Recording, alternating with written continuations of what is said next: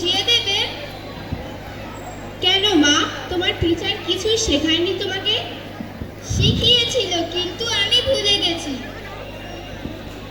আমি এখন একটু ব্যস্ত আছি, তুমি তোমার বাবার কাছে যাও।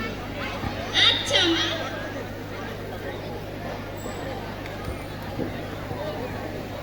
বাবা বাবা, কালকে আমার গণিত পরীক্ষা, আমি কিছুই বুঝতে পারছি না, তুমি আমাকে একটু বুঝিয়ে দেবে? মামুনি, আমার তো অনেক দেরি হয়ে গেছে, আমি এসে তোমাকে বুঝিয়ে দেব। আচ্ছা, কেমন? আচ্ছা।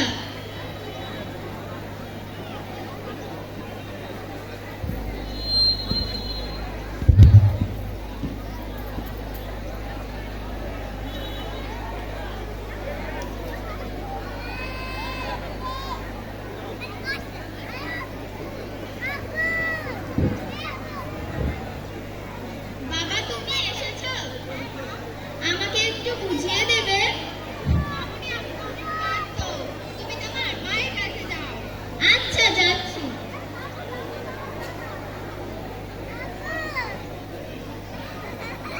মা মা, আমাকে একটু পড়িয়ে দেবে?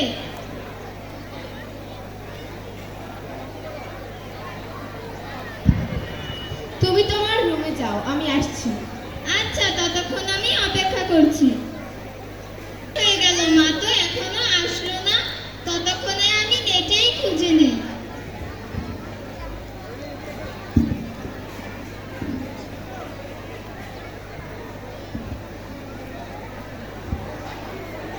এই আমাদের আরেক শিকার, বোকা মেয়ে, তুমিও আমাদের জালে ফাঁসলে।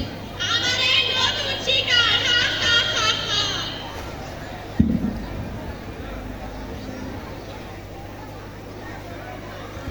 আল্লাহ, আমার মাথাটা ঘুরছে কেন? আমি চোখে তো কিছুই দেখতে পাচ্ছি না। দেখুন, ভয় পাওয়ার কিছু নেই। আসলে সোশ্যাল মিডিয়ার অতিরিক্ত ব্যবহারের ফলে আপনার মেয়ে অসুস্থ হয়ে পড়েছে। ওকে সুস্থ করতে হলে আপনাদেরকে চেষ্টা করতে হবে।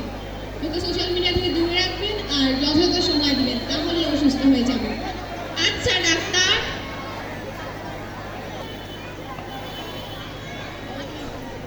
দিন চলে এলো, তাই না?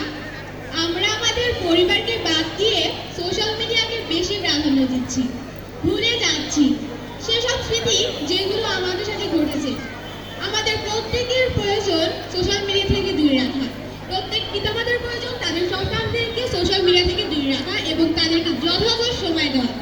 আসুন আমরা সোশ্যাল মিডিয়া থেকে দূরে থাকি এবং পরিবারকে যথাযথ সময় দেই।